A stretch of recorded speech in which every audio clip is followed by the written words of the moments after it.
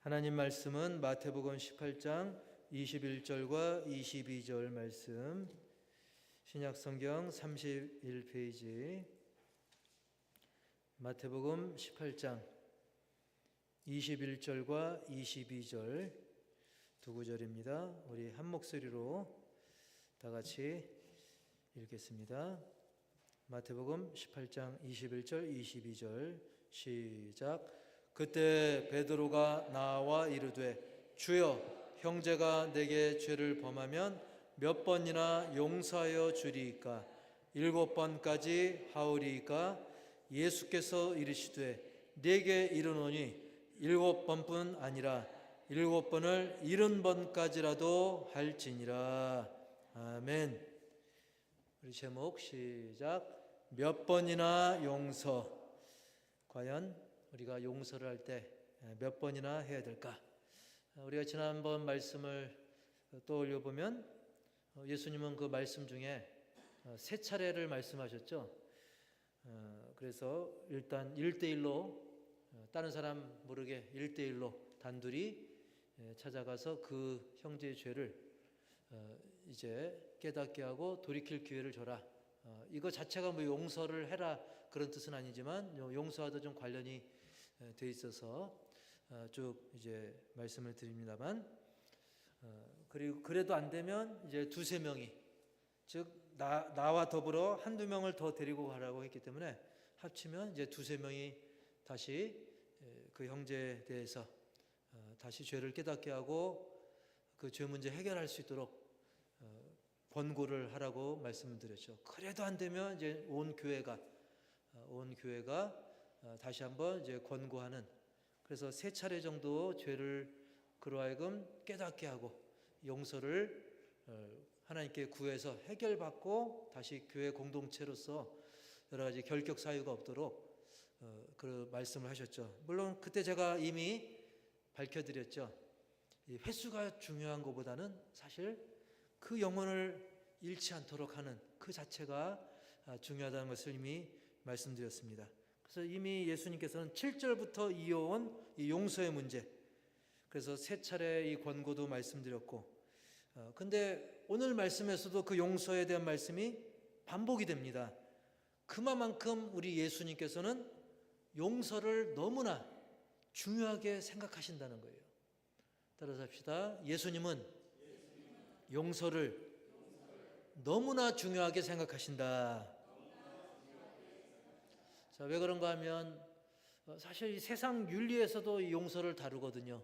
도덕 윤리에서도, 인간관계에서도 이 용서가 다루어지는 문제죠.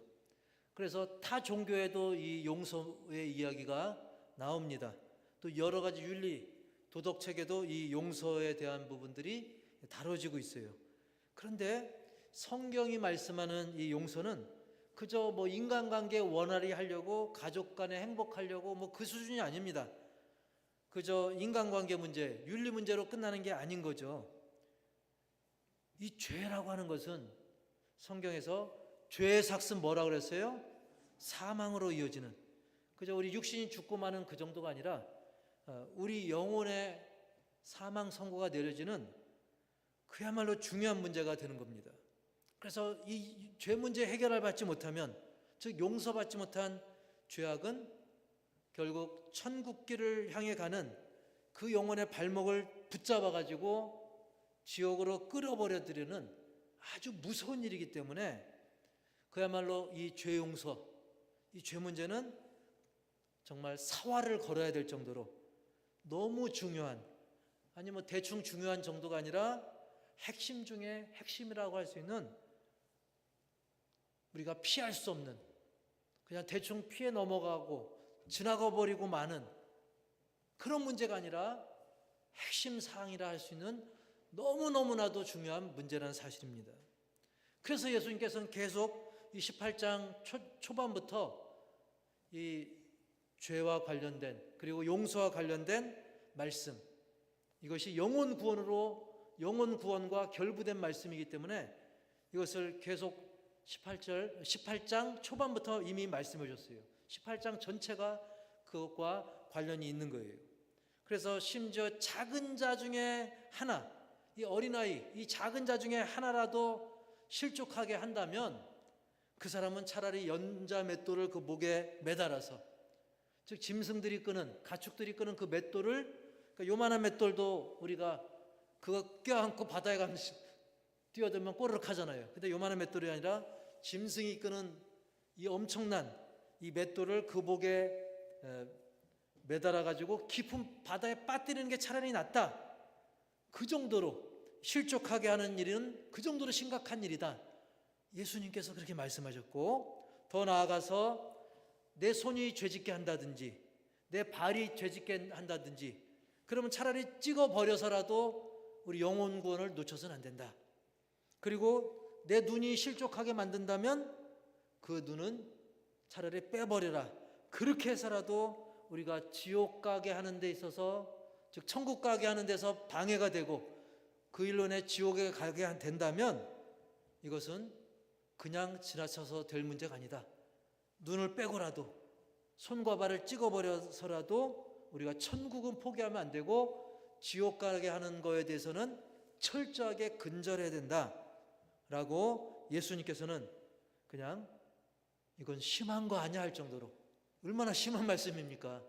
눈을 빼서라도 손과 발을 찍어서라도 우리가 한 영혼 실족하게 하면 안 되고 지옥 가는 거 천국 가는 거 포기하면 안 된다.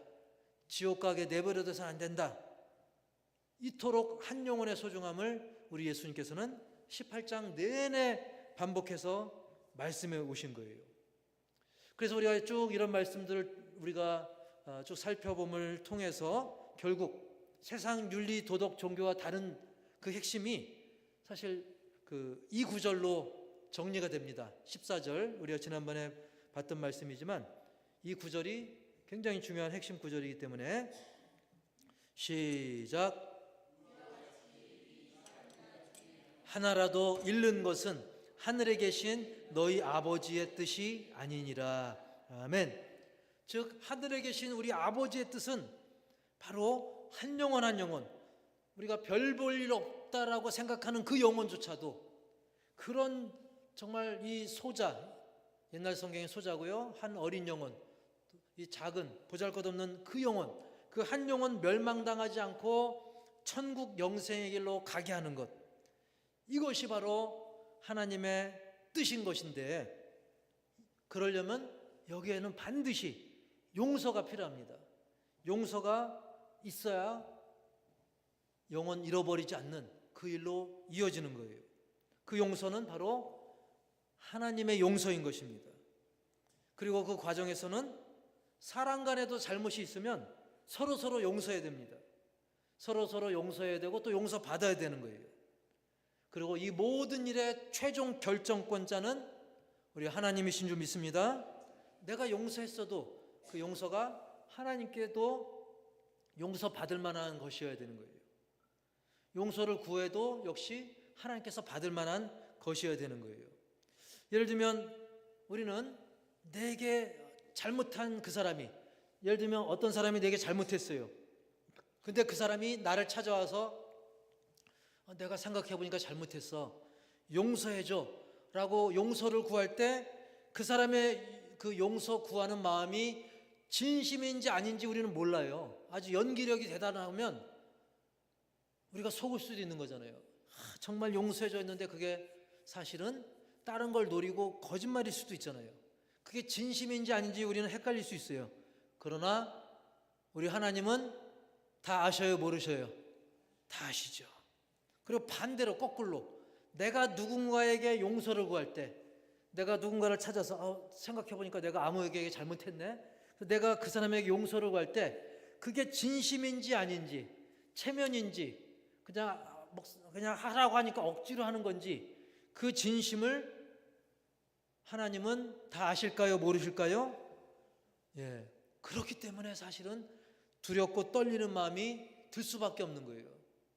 내가 할 수 없이 그냥 억지로 그냥 사실은 용서 구할 마음 없는데 누가 시키니까, 또는 그 뒤에 어떤 계산에 의해서 용서를 구한다면 그 사람은 용서해 줬어도 하나님은 그게 진심이 아닌 게 아시기 때문에 하나님께서 용서 안 해주실 수 있는 거거든요.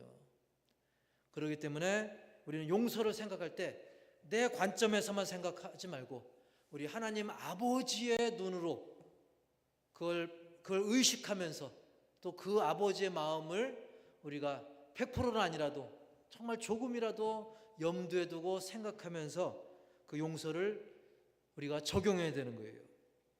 그래서 따라서 합시다. 하나님 뜻 안에서 그 용서가 온전한 것이다. 그렇습니다. 결국 용서는 우리를 사랑하시는, 그리고 영혼을 사랑하시는, 용서하는 자, 용서받는 자, 그 모두를 사랑하시는 하나님 뜻 안에서 용서가 온전하다는 사실입니다. 이것이 세상 윤리 도덕 종교와 차이가 있는 것이죠. 세상 윤리 도덕은 그냥 그럴 만하면 용서하고 그럴 만하면 용서해주고, 이건 세니까 용서 못하고, 이건 약하니까 용서해도 되고, 그렇게 계산을 하지만 우리 하나님의 용서는 바로 하나님의 그 크신 사랑 안에서 용서고, 그 모든 걸 꿰뚫어 보시는 하나님 안에서의 진정성, 그것이 인정받아야 되는 그런 용서인 것입니다. 그래서 이것과 연결된 중요한 이 구절이 이 21절에 나오는데요. 우리 21절 한번 읽어볼까요? 21절 시작. 그때 베드로가 나와 이르되 주여, 형제가 내게 죄를 범하면 몇 번이나 용서하여 주리이까? 7번까지 하오리이까? 아멘. 예. 자, 여기서 보면 베드로가 한마디로 딱 떠오르는 단어가 뭐냐면 통 큰 모습. 야, 브라보, 역시 베드로. 그럴 정도로 베드로의 어떤 통 큰 모습을 우리가 좀 볼 수 있어요. 앞서서 예수님은 어떤 죄를 지은 형제에 대해서 몇 차례 권고하라고 그랬어요? 크게 3차례 1대1로 찾아가고, 그리고 또 두셋이 또 찾아가고, 그 다음에 공동체의 이름으로, 교회 이름으로 3번 권고하는 것. 솔직히 3번 그 사람에게, 그 형제에게, 잘못한 형제에게, 그 형제가 잘못한 게 사실입니다. 근데 사실일지라도 그 사람의 잘못을 지적하고 그로 하여금 하나님께 용서를 구하게 하고, 또 공동체에게 용서를 구한다든지 개인의 용서를 구하게 한다든지 해서 죄 문제 해결하도록 돕는 거, 이거 굉장히 어려운 겁니다. 그죠? 우리가 칭찬해 주는 거, 물론 칭찬에 인색할 수도 있지만 그래도 칭찬하는 게 편합니까? 죄 지적하는 게 편합니까? 칭찬 많이 하시기 바랍니다. 그래도 죄 지적하는 것보다 쉽잖아요. 하지만 아울러서 사랑으로 우리가 그 형제의 죄에 대해서 권고하는 게 어렵죠. 그래도 권고해야 됩니다. 근데 그 어려운 권고를 3번 하는 것도 어려운데, 베드로는 용서에 대해서 주여, 형제가 내게 죄를 범하면 몇 번이나 용서해 주릴까 하면서 7번 정도 하면 되겠죠? 여러분, 베드로는 3번보다 2곱절인 6번보다도 더, 하나 더한 7번, 2곱절 이상은 그냥 지른 거예요. 예수님, 7번 정도면 되겠죠? 얼마나 통이 큽니까? 자, 요즘 사회도 마찬가지지만 유대 사회에서도, 유대인들 사이에서도 이 횟수가 굉장히 중요합니다. 그래서 2번까지 용서하라, 뭐 또 3번까지 하라, 그런 그 횟수의 기준이 있었어요. 지금 대한민국도 어떤 그 사람의 죄질이나 그 죄의 종류에 따라서 횟수가 중요하거든요. 초범일 때 다르잖아요. 재범일 때 또 다르죠. 그리고 3범일 때. 그래서 이것을 야구 용어를 결합해가지고 뭐 아웃이라고 그래요? 삼진 아웃제. 뭐 음주운전 뭐 삼진 아웃제라든지 뭐 여러 가지 죄질에 따라서, 죄 종류에 따라서 3번, 3번째, 또 4번째, 이 횟수에마다 다 의미가 있는 것이죠. 그래서 유대인들의 그 선생인 랍비들은 이웃의 범죄는 3회까지만 용서하고 더 이상은 용서하면 안 된다, 그것을 가르치기도 했습니다. 그리고 어떤 어떤 잠언 비슷한 그런 책에서는 단호하게 3번까지 가면 안 된다, 딱 2번까지만 해야 된다라고 제한을 두기도 했습니다. 그런데 베드로는 이 모든 것을 뛰어넘는, 1번도 아니고 2번도 아니고 3번도 아닌 뛰어넘는 그 놀라운 모습을 베드로는 보여줬죠. 그 통 큰 모습을. 그래서 아까 그 구절을 다시 한번 띄워주시면 그 내용을 쉽게 표현하면, 예수님, 형제의 죄에 대해서 7번은 어떻습니까? 이렇게 물어본 거예요. 와, 역시 베드로. 그야말로 베드로는 박수 받을 만하구나. 그리고 특히 7번 하면, 이 7이라는 숫자는 한국에서는 또 외국에서도 마찬가지고, 한국이나 외국에서 많은 나라에서 7 하면 무슨 숫자라고 그래요?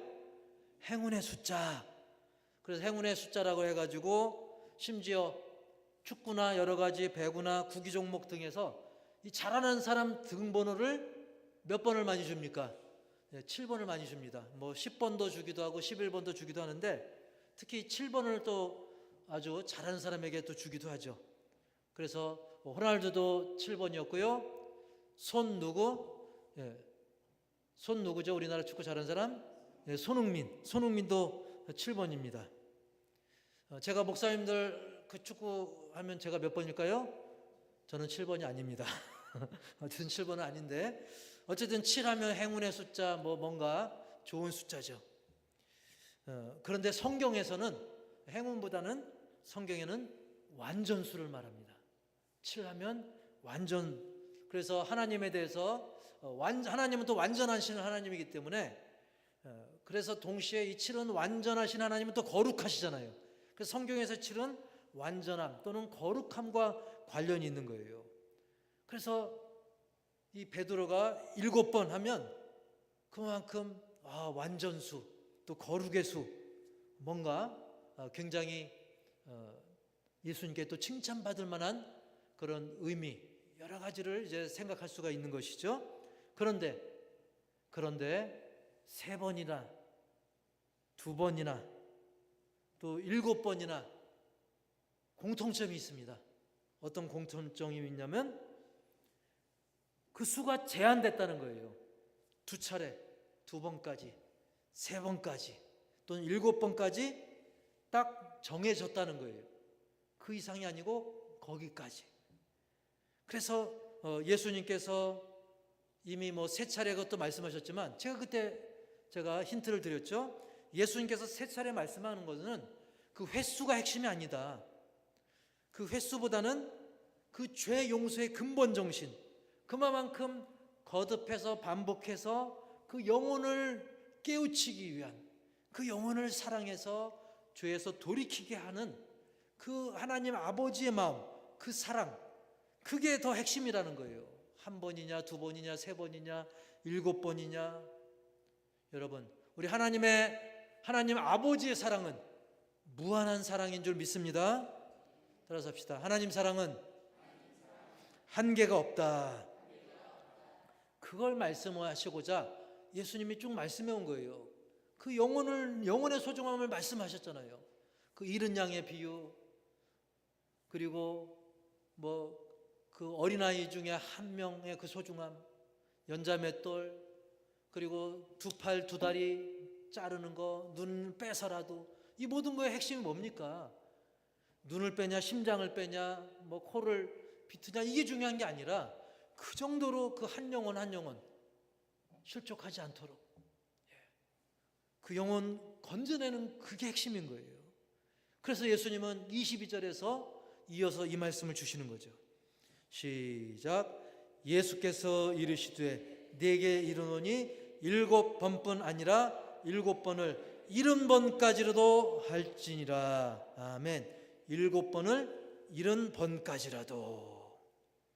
여러분, 7 곱하기 70 하면 얼마입니까? 490. 이 산수 계산이 중요한 게 아니라, 그래도 굳이 산수로 예수님 말씀하셨으니까 7번을 70번 하면 7, 7이 49 동그라미 붙여서 490번. 정말 예수님께서는 그래 490번까지 해라, 491번은 안 된다, 그게 아니잖아요. 500번이면 어떻고 700번이면 어떻고 횟수보다 더 중요한 것을 말씀하시고자 하는 것이죠. 예. 자, 예수님께서 마치 한 번, 두 번, 더 없습니까? 세 번이요. 더 없습니까? 베드로 7번이요. 자식들, 그거밖에 말 못하냐? 마치 경매하듯 나는 490번이다 이놈들을 하면서 길을 팍 죽이려고 하는 게 아닙니다. 베드로의 길을 죽이려고 그게 아닙니다. 중요한 것은 횟수보다 바로 한량없는 하나님 아버지의 그 사랑, 온 인류의 죄를 덮고도 남는 70억 인구를 다 덮고도 남는 하나님의 그 위대한 용서, 그리고 그 영원 사랑을 말씀하시는 거예요. 그래서 하나님 아버지의 죄의 용서는 그만큼 위대하고 측량할 수 없다. 그리고 그 용서를 너희가 먼저 체험하지 않았느냐? 저와 여러분은 이미 예수님, 우리 하나님 아버지의 용서를 예수님의 보혈 공로로 이미 체험한 줄 믿습니다. 예. 그런 너희는 그 용서를 받았으니 그 용서의 마음, 그 용서의 은혜를 간직한 그 마음으로, 그리고 하나님 아버지의 자녀된 심정으로 다른 영혼들을 7번이든 490번이든 용서할 수 있는 그 사랑을, 그 아버지의 사랑을 본받아라. 할렐루야. 예. 그러면서 동시에 우리는 또 질적인 차원의 용서를 또 생각해 볼 수 있는데, 여러분 그 죄도 우리가 뭐 소박하게 정말 작은 죄 있잖아요. 뭐 옆 짝꿍이 잠깐 쉬는 시간에 나간 사이에 초등학생이 잠깐 그 친구 뭐 과자 한 개, 뭐 새우깡 하나, 이거 몰래 훔쳐 먹을 수도 있는 거, 허락 안 받고, 그것도 죄긴 죄잖아요, 도덕적으로 볼 때. 그리고 뭐 지우개를 슬쩍 한다든지, 또 바늘 하나 훔쳤다든지, 또 도시락, 친구 도시락, 전에 뭐 이렇게 체육 시간에 주번이 남아 있다가 그냥 한 숟갈 훔쳐 먹기도 하고, 비록 가벼운 죄 1000번, 2000번 지을 수도 있겠고요, 반대로 심각한 것도 있습니다.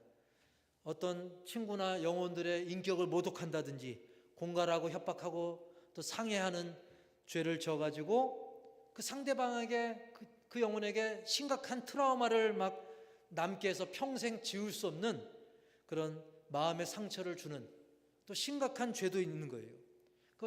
그래서 쪼잘한 그 별것 아닌 소박한 죄를 뭐 1000번 지울 수도 있고, 또 심각한 죄 한 번, 아주 대차게 크게 한 번 지을 수도 있겠죠. 그러니까 490번 그 횟수가 중요한 게 아닌 거예요. 그냥 나는 별거 아니라고 하나 했는데 그 별거 아닌 그 댓글 하나, 그것 때문에 막 연예인들 보면 심각한 안 좋은 선택을 하기도 하지 않습니까? 그러니까 막 한 번, 두 번, 7번, 490번, 이 횟수의 계산보다는 우리는 하나님의 의도가 무엇인지, 예수님이 왜 이 말씀을 하셨는지, 진정한 용서의 의미가 무엇인지, 이것을 나에게 적용하고 실천하시길 바랍니다. 따라서 합시다. 내게 먼저 적용하라. 내게 먼저 적용하라는 거예요. 우리가 용서 생각하면 우리는 착각합니다. 용서 생각하니까 나에게 이런저런 피해준 그 인간을 용서하니만이, 물론 그걸 떠올려야죠. 근데 중요한 것은 내가 남을 용서하는 것도 중요하지만 내 자신을 먼저 돌아보라는 거예요. 내가 남을 용서하기 전에 과연 아직도 내가 누군가에게 용서를 구할 게 혹시 있지 않은가? 내가 깨닫지 못해서, 사실 남들도 그들이 깨닫지 못해서 내게 용서를 구하지 못한 경우가 있는 것처럼 나 역시도 착각하고 있을 수 있습니다. 나도 알고 보면 그 사람을 기분 나쁘게 했고, 또 그 영혼에게 또 큰 신뢰를 했고, 무엇보다 모든 것을 꿰뚫어 보시는 하나님 보실 때는 나 역시 알게 모르게 반복하는 그런 죄, 잘못된 습관, 나도 용서를 구해야 될 게 있지 않은가. 그래서 오늘 들으신 말씀을 우리는 나에게 먼저 적용해야 된다는 거예요. 오늘 말씀 들으면서 아무개 그 인간들 왜 용서 구하지 않나? 그러기 전에 나 자신을 살피시기 바랍니다. 이 손가락 비유는 자주 쓰는 비유지 않습니까? 이 손가락의 비유는. 그래서 내가 남을 가리킬 때 이 한 손가락을 남을 가리키지만 이 세 손가락은 나를 가리키듯이 우리 자신을 돌이켜 보라는 사실입니다. 그래서 예수님께서 나의 그 죄 때문에, 나의 그 죄로 인해서 십자가에 죽으시기까지 그 엄청난 대가를 치르셨는데, 나는 내 자신의 죄를 아직도 살피지 못하고 남의 죄만 세고 있지 않은가? 그리고 오늘 말씀을 그저 남에게만 적용해야 된다라고 행여나 생각하고 있지 않은가? 그래서 오늘 말씀을 통해서 나 자신을 돌이켜보고 내게 먼저 적용하시길 바랍니다. 다시 한번 따라서 합시다. 내게 먼저 적용하라. 그 다음에 두 번째로는 시작. 품고 용서하시는 아버지의 마음으로 용서하라. 여러분, 그래서 내 자신을 살핀 후에 그리고 아버지의 마음으로, 품으시는 아버지의 마음, 용서하시는 그 아버지의 마음으로 우리도 용서할 줄 알아야 되는 것이죠. 물론 이것은 말이 쉽지 굉장히 어려운 것입니다. 우리 하나님 아버지는 품으시고 용서하시는데 그 품고 용서하시는 아버지의 마음으로 용서한다는 것, 그게 너무나 어렵기도 하기 때문에 우리는 그렇기 때문에 그 아버지의 마음을 달라고, 성령님 도와주셔서 그 하나님 아버지의 마음을 천분지 만분지 1이라도 달라고 기도해야 되는 겁니다. 십자가에서 죄를 대신하신 그 예수님의 마음을, 그 찢어지는 애통하시는 예수님의 마음을 달라고. 그리고 예수님이 그 십자가상에서도 영혼들을 불쌍하게 바라봤던, 예수님은 십자가에 매달려 있는데 밑에 있는 영혼들은 막 계속 비난했잖아요. 예수님은 그 영혼을 위해 지금 살이 찢기고 피가 흐르는데도 그 영혼들은 예수님을 비난하고 침뱉고 저주하고 비웃고, 그럼에도 불구하고 예수님은 사랑의 눈으로 그들을 바라봤기 때문에 그런 주님의 마음을, 그런 시선을 달라고 기도해야 될 줄 압니다. 내 힘으로 안 되기 때문에 그런 것입니다. 그래서 여러분, 바울도 어땠습니까? 그렇게 예수 믿는 사람들 미워했던 바울, 예수 믿는 사람들 내치고 죽음으로 내몰았던, 사지로 내몰았던 바울도 그도 바뀌지 않았습니까? 그래서 바울은 심지어 이런 고백도 합니다. 로마서 9장 3절 시작. 나의 형제 곧 고륙의 친척을 위하여 내 자신이 저주를 받아 그리스도에게서 끊어질지라도 원하는 바로다. 아멘. 나의 형제 곧 고륙의 친척, 특히 유대인들 보면 같은 동족임에도 불구하고 사실 그들도 바울처럼 예수 믿는 사람들 괴롭히고 또 바울도 나중에 괴롭히거든요. 그럼에도 그 원수 같은 유대인들의 구원을 위해서 이런 고백을 하는 거예요. 하나님, 차라리 내가 저주를 받아서 예수님에게 끊어질지언정 그들을 구원할 수만 있다면 그렇게 해도 좋습니다. 그런 마음을 가진 거예요. 하나님, 내가 예수님에게서 끊어지는 그런 엄청난 저주를 받더라도 나의 형제 친척들을 구원받기 원합니다. 이게 그 살인마 같았던 바울이 예수님 믿고 변화받아서 이런 고백을 한 것이죠. 언감생심, 어린 반푼어치도 없는 그런 바울이죠. 사실은 이런 고백 옛날로 생각하면.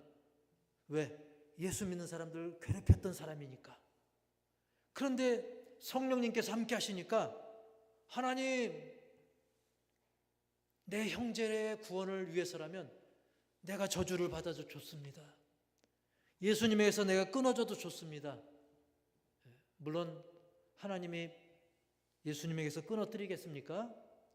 하지만 바울이 이 정도로 고백할 정도로 그는 영혼 사랑하는 마음으로 우리 성령님의 이끌림을 받아서 이런 기도를 고백을 할 수 있었던 거예요. 모세도 어떻습니까? 모세가 그 200만을 헤아리는 백성들, 여러분 정착한 나라 백성들 다스리기도 어렵습니다. 여러분 대통령 하는 게 쉬워요, 어려워요? 대통령은커녕 면장, 이장도 어렵습니다, 솔직히. 면에 몇천 명 있어도 그 사람들 요구가 다 다릅니다. 리에도 몇백 명 있어도 그 사람들 한마음 한뜻으로 이끄는 게 다 어렵습니다.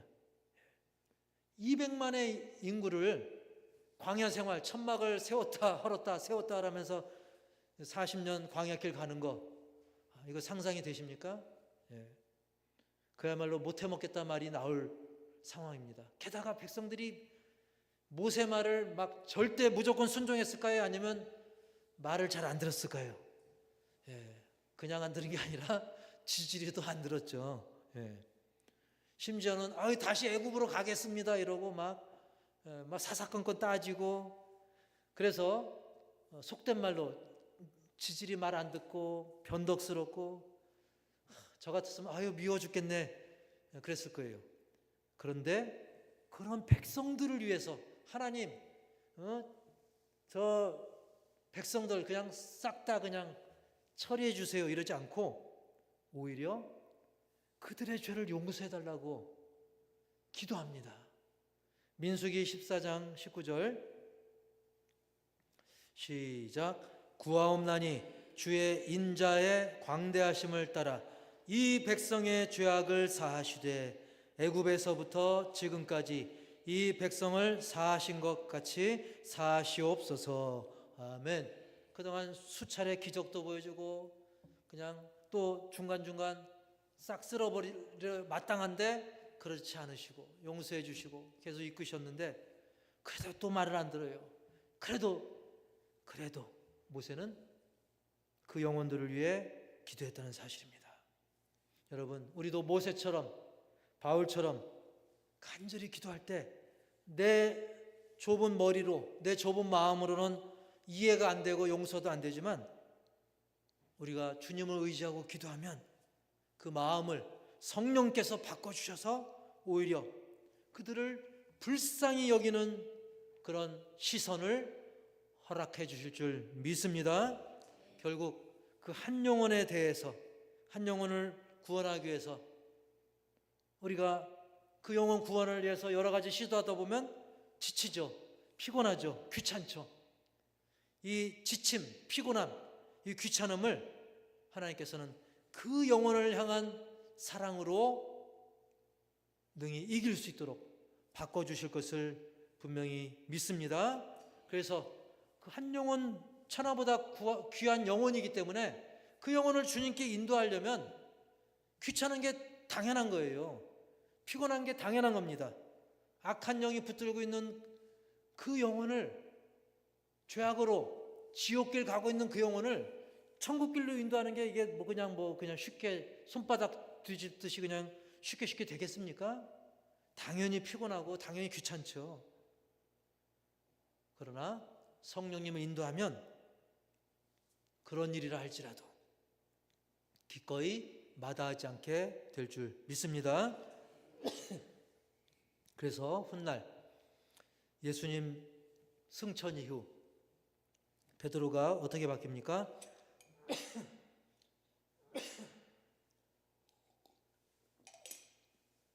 이렇게 막 횟수 계산하고 통 크게 7번 했던 베드로가 그야말로 자기를 죽이려고 하는 원수들이 득실되는 상황에서도 기꺼이 그 영혼 구원을 위해 담대히 복음을 전하는 그런 모습으로 완전히 180도 바뀌어가지고 베드로를 통해서 수많은 영혼들이 지옥길에서 천국길로 바뀐 것을 믿으시 바랍니다. 그래서 우리도 그런 베드로를 본받아 바울을 본받고 그런 모세를 본받고 무엇보다 예수님을 본받아서 말씀과 기도로 나도 변하고 다른 영혼들을 변하도록 도움이 되는, 기도하고 사랑하는, 또 용서하는 그런 진정한 변화의 삶을 우리 모두 살아가시기를 주님의 이름으로 간절히 축복합니다.